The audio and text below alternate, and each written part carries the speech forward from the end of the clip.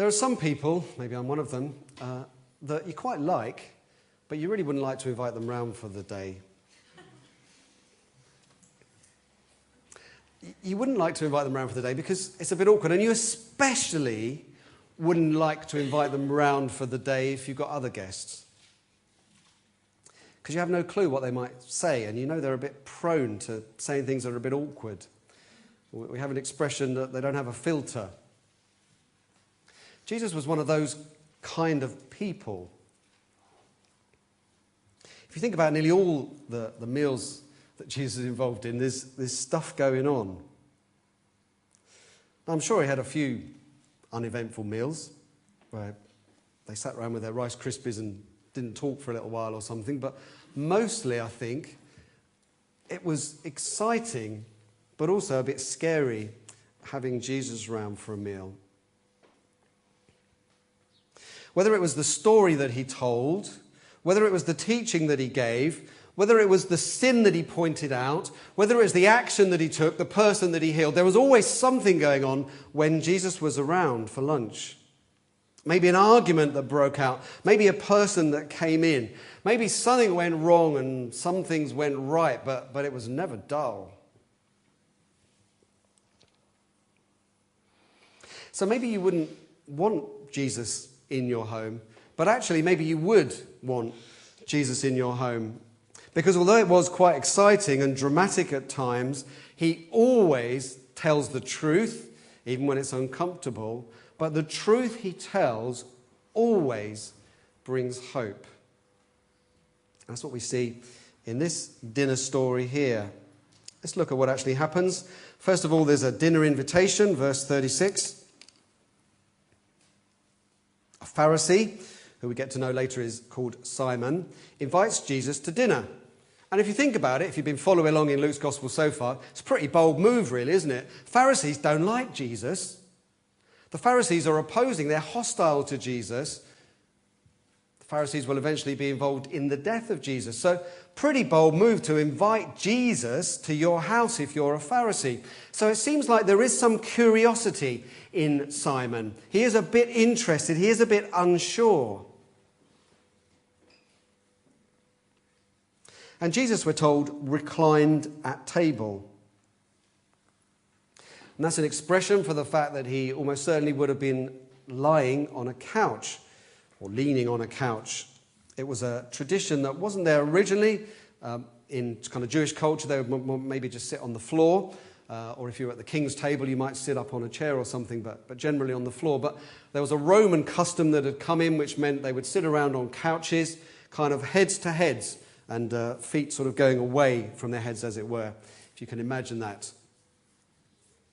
Some of you know that position of lying on the couch, eating, maybe. And because they were in that slightly unusual to us position of having a meal together, we would generally sit up at the table to have meals together at least, wouldn't we? Because they were in that position, it made it possible for people to come and go and for this lady to enter, as she does in just a moment. It's worth just saying in passing that it would seem that Jesus never passes up the opportunity to have a nice meal, does he?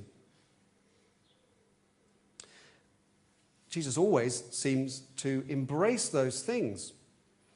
Although he talks about greed, although he talks about life doesn't consist of the things that we can amass around themselves and so forth, but in the goodness of God his Father, when there was opportunity to eat lovely food, he ate, didn't he, and enjoyed it. There's something about that for us, that we embrace the good things that God has given us. If it's legitimate for us to enjoy them, and we're not doing that at the expense of others or to the humiliation of others, we enjoy things. We enjoy a slap-up meal.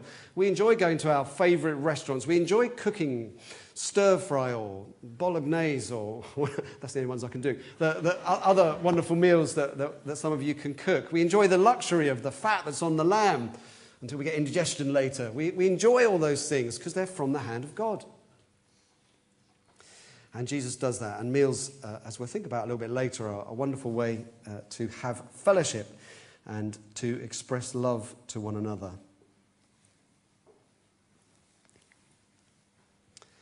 And then we have this despised intruder, verses 37 through to 39. And here's where things start to go wrong. Verse 37, a woman in that town who lived a sinful life learned that Jesus was eating at the Pharisee's house, so she came there with an alabaster jar of perfume. This is when it gets a bit awkward. Enter a so-called sinful woman. A sinful woman. She was clearly a notorious sinner. There was something public about her sin. It was well known, as we'll read later from what Simon says. It was well known that she was a sinner. It should have been known by Jesus that here was a sinner. Most likely, because of the way it's described, she was a prostitute. We're not explicitly told that, but it's most likely to be that kind of a public, notorious sin. And because of the layout, it was possible for her to enter. I have an open door policy in my house. I don't know if you do. It's quite a good thing to do. Maybe not through the night, but generally speaking, it's a good thing if you've got a door that works for that. And these kind of houses, though, would be sort of super open door policy places where people could come and go, and there were servants coming and go and so forth. So in that sort of environment where you didn't have to kind of ring a doorbell and make it past a butler or something, you could sneak in. And that's what the woman does. And because of the way that Jesus is positioned and the other guests, she's able to get access, as it were, to his feet. And she stands and she cries a lot. And she pours perfume on his feet and she wipes his feet with her hair. And you're thinking, that's a bit weird. And Simon's thinking, that's a bit weird. It's outrageous. The thing is, though, he's not thinking, that's a bit weird, for the same reason you're thinking, that's a bit weird. He's thinking, this is outrageously weird. Doesn't he know what kind of a woman she is? There's nothing so strange about crying, happens in that culture. There's nothing so strange about anointing someone's feet and kissing them. Those sort of things happened in that culture. It was something you did for a dinner guest. So it's not that outrages Simon. If it had been someone else, he probably wouldn't have been weirded out at all. But he's really uncomfortable about it because of the kind of woman she is and because of the fact that Jesus really ought to have known. He says, verse 39, doesn't he? Look at it. When the Pharisee who had invited him saw this, he said to himself, said in his heart, if this man were a prophet, he would know who is touching him, what kind of woman she is, that she's a sinner. So Simon's conclusion from that was, this is not really the prophet. I was curious, I was interested, I invited him around my house, but now he's shown me for definite, he's not the Messiah, he's not a great prophet. Because otherwise he wouldn't have done something so outrageous as this.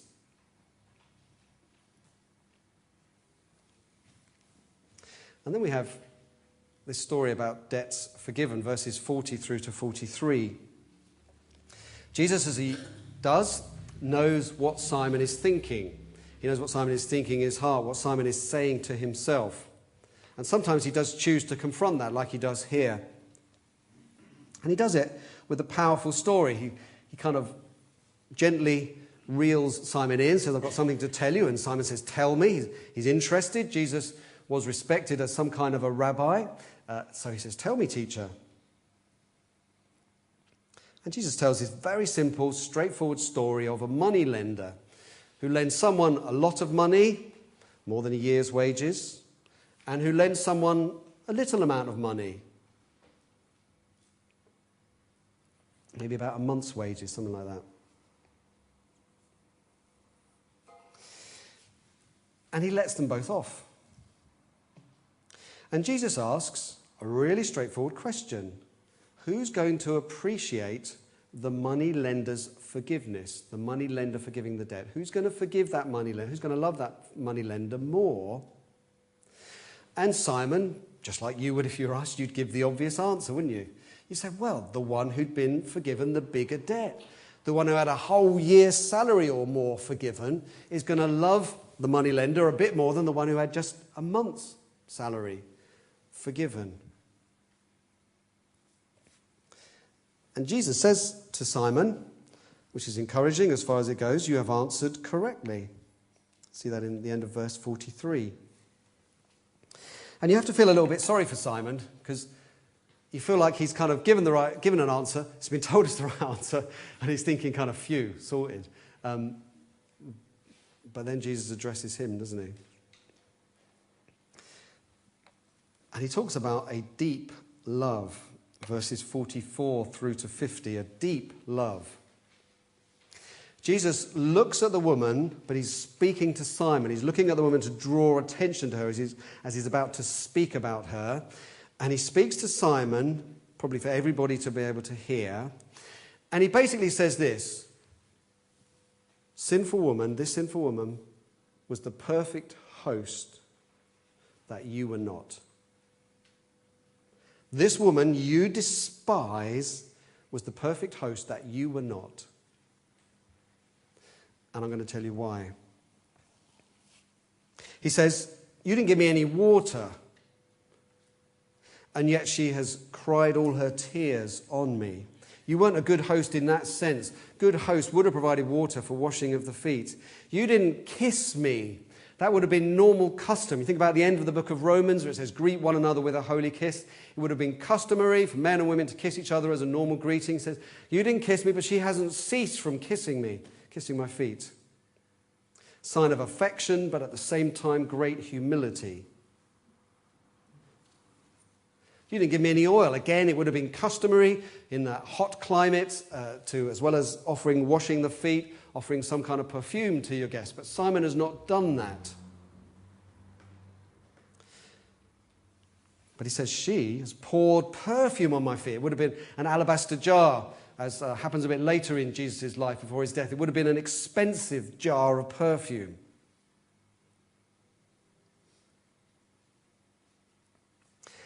So the woman had been the perfect host that Simon was not. We don't know whether Simon purposely didn't do that for Jesus. He was curious, but he didn't want to treat Jesus as an honoured guest. That's possible, or somehow or other it just got neglected. But however it was, he did not provide the hosting that he should have done, whereas the woman made up for that. But here's the thing. Jesus isn't teaching about hosting. It's good to be a good host. It's good to welcome people in your homes and take their coat and shake their hands and greet them with a kiss or whatever it is you want to do, and provide them with some nice food. And if they're hot and dusty and dry as they arrive, you can wash their feet. But Jesus isn't teaching about that. He's not giving some sort of, practical advice. Here's a kind of a workshop in how to be a good host, because he goes on to talk about the motivation, doesn't he? So verse 47, he says, therefore I tell you, her many sins have been forgiven, as her great love has shown. But whoever has been forgiven little loves little. What Jesus is saying is this notorious sinner has been forgiven her sins. She's obviously had some encounter with Jesus in the past. So Jesus talks in the past about her approaching for forgiveness of her sins, her sinful life. And she has known forgiveness of that. And what she is doing now, says Jesus, in this providing the host services that you didn't provide, what she's doing is she's expressing in a deep and very public way the love poured out as a response to the forgiveness she's received. She's showing how much she appreciates what has happened to her. And to make it really clear, Jesus says her sins have been forgiven. And of course the guests are rather outraged by that. We don't know what Simon thinks, but the guests at least are outraged that Jesus would even claim to have the authority to pronounce someone free of sin. But of course he does. She's believed, she's saved, she's sent on her way in peace. So we have that conclusion in verse 50. Jesus said to the woman, your faith has saved you. Go in peace.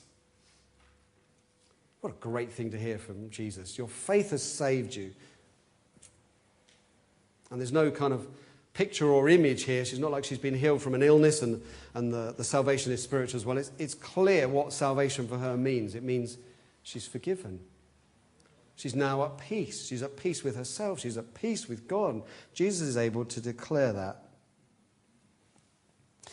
Now, I don't know. I wonder what happened next.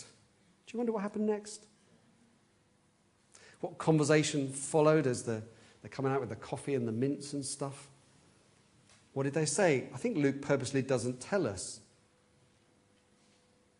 What happens with Simon?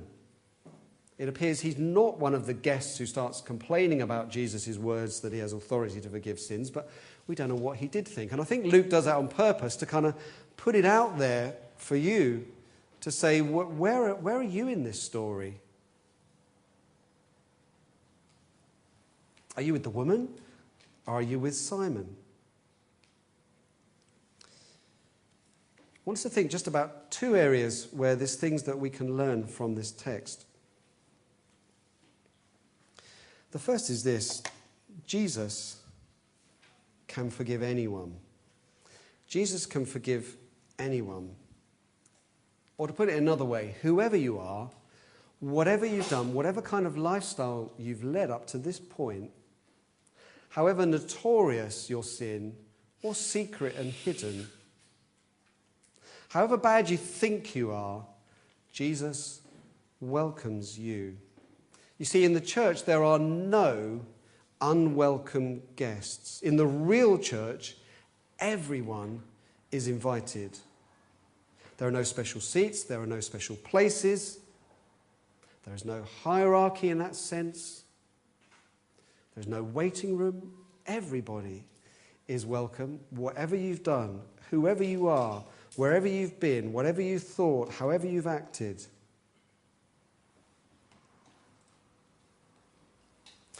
I was speaking with someone this week who said what quite a lot of people say when they first come into the church, especially if they're not Christians, that they come in and they look around and they basically think, you're all sorted. They think I'm sorted. They think you're sorted. They think you don't sin anymore. And they feel often quite unworthy. Spiritually, emotionally, intellectually. They don't know as much about God. They haven't got it all sorted. Their lives are not sorted. And if you're someone who feels a bit like that this morning, be assured, you are most welcome. Not only is it not true that everyone else is sorted, as we'll think about in a minute, but more than that, whether it's true that you're a notorious sinner, whether there truly are things that you would be ashamed of, and maybe ashamed to talk about, you are most welcome by Jesus and most welcome in this church and in the true church wherever it meets. Maybe some of you do feel like this woman. Maybe you feel that your life is so shameful. You just want to come in and kind of keep your head down because you feel like you're a sinner like this. And you do need to realize your sin, just like this woman. She clearly understood that there were wrong things in her life. She wasn't casual and complacent about it. She wasn't bold about her sin. No. She realized she was a sinner, but she understood that Jesus had forgiven her. And you need to realize that this morning. Because when you come to Jesus, all your shame, all your guilt is put away. You come with your sin, you come with your shame, and you leave, as it were, with righteousness, goodness, cleanness, wholeness, new life. So you are welcome. You are welcome to come to Jesus. The only qualification is to feel the need for him. It's a great hymn that has a line, all the fitness, in other words, all the suitability that you require is to feel your need of him. That's all Jesus asks you to do, to just own who you are and to come to him and ask for his grace and mercy.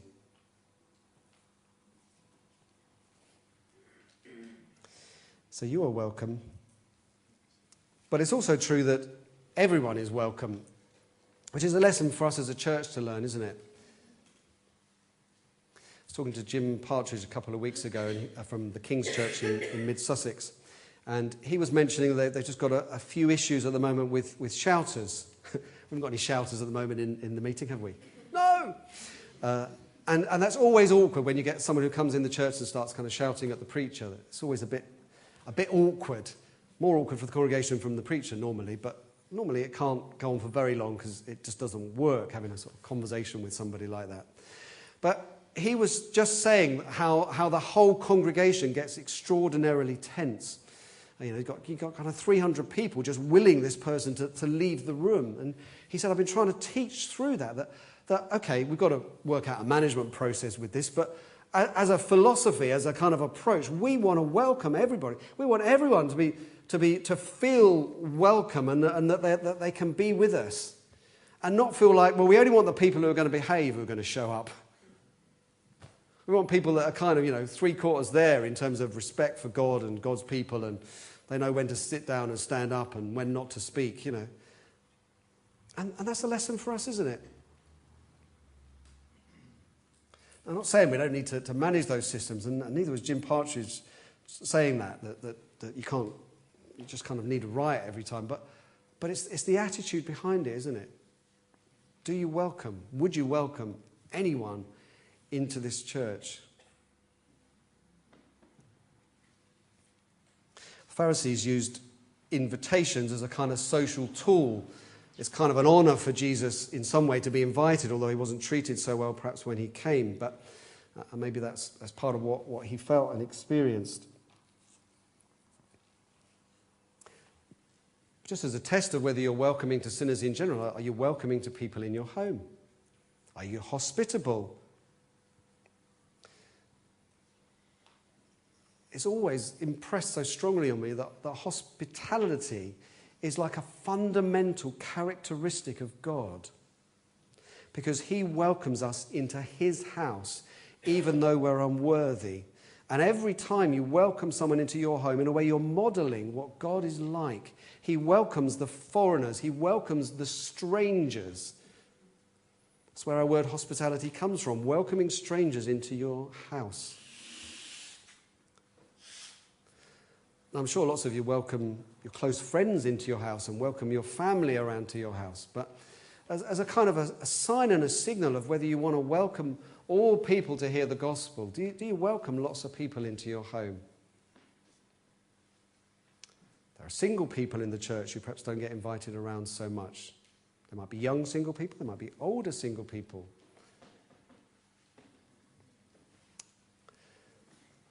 There are people who don't get out very much at all, who would just love to be invited. There are people who are not in your current circle of friends. There are new people in the church.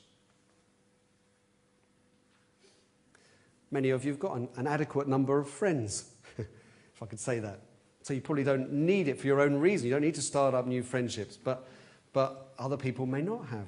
Do you welcome people into your homes as a sign that you want to be like Jesus? So Jesus can forgive anyone. You are welcome. If you're a sinner this morning, you are so welcome to come to Jesus and be forgiven. But the fact that Jesus is like that is a model for us to say in our church, in our lives, in all kinds of ways, including our hospitality, we want to show that we want to welcome people to hear about Jesus. So I think that's the first lesson from this text. The second one is like this. It's a bit of a mouthful, but I think you get the idea. The more we appreciate forgiveness, the more we want to love and serve Jesus. I guess that's the big lesson, which is why I've kind of ended on it. That's the big lesson of this text. The more that we appreciate forgiveness, the more we love and serve Jesus. It's very easy when you first look at this text to think what it's doing is teaching us there's a whole kind of different league table of how much people love Jesus. And it goes like this, those that haven't been forgiven very much, those that have basically been fairly good, they don't love Jesus very much. And those that have been notorious sinners, they're right up the top and they love Jesus a lot. And maybe when you first kind of glance and read that text, you think, that's what it's saying. But that's not what it's saying. It would be rather strange abhorrent idea about kind of scales of love based on how much of a sinner you are. The lesson is not that really bad sinners love Jesus a lot. You see, the problem for the Pharisees, and Simon included, he looked down on this woman. When compared to him, he thought she was a notorious sinner and he was not. And the point is that he didn't appreciate forgiveness because he thought he didn't need it. And that's the point of the story. We need to appreciate how much we have been forgiven. And that is what will help us love Jesus more and serve him. The issue wasn't a more notorious sinner will love more. The issue is a self-righteous person who thinks they're too good to be forgiven or to need forgiveness. A self-righteous person who thinks they're so good won't love and appreciate Jesus much. And that's the whole point of the story. The Pharisees didn't realize that in their hearts they were just as bad as this woman. There were all kinds of influences on their life that had perhaps restrained them from sinning quite the same way, but in their hearts they were just as rebellious and just as in need of forgiveness. And Jesus is saying, when you really appreciate your needs and when you really appreciate what Jesus has done for you, you can't stop the outflowing of love that comes as a result. And so, if you're a Christian here this morning, you need to appreciate how much forgiveness means for you. You need to appreciate the debt that you have been forgiven. You need to reflect perhaps on your week or your life and to think of all the moments when you've distorted the truth and all the moments when you've wanted things that weren't yours and all the moments when you've committed adultery in your heart or in fact. Or all the moments that you've watched and you've read or you've said things that you shouldn't have watched or read or said. All the times that you've slandered your neighbour. All the times that you've talked religion but have lived just hatred and worship of the devil. When you've worshipped created things rather than the Creator, and you consider all of those things. And then you look at Jesus on the cross, and you look at him with his outstretched arms, dying there, and you look at the bill, the letter above him, the notice above him that reads, this is the charge against Jesus, and you see all those things, your sins, listed there on the cross as he dies for you in your place. And you appreciate that, and you look at him and you say, this is my sin that's being dealt with, and then you want to find some feet to kiss because you really appreciate it. You're not wandering around saying, hum-ho, that's interesting. Might read a book on it one day. I think I'll go to church a bit. You're thinking, this is extraordinary love for me. I've been forgiven so much. And so I really want to love Jesus. I really want to love Jesus. I really want to serve Jesus. I really want to make Jesus welcome in my life. I really want to do everything to make him comfortable. I really want to give over my life to him. There's a massive debt that I've been forgiven, so there's a massive debt I owe, the debt of love to him.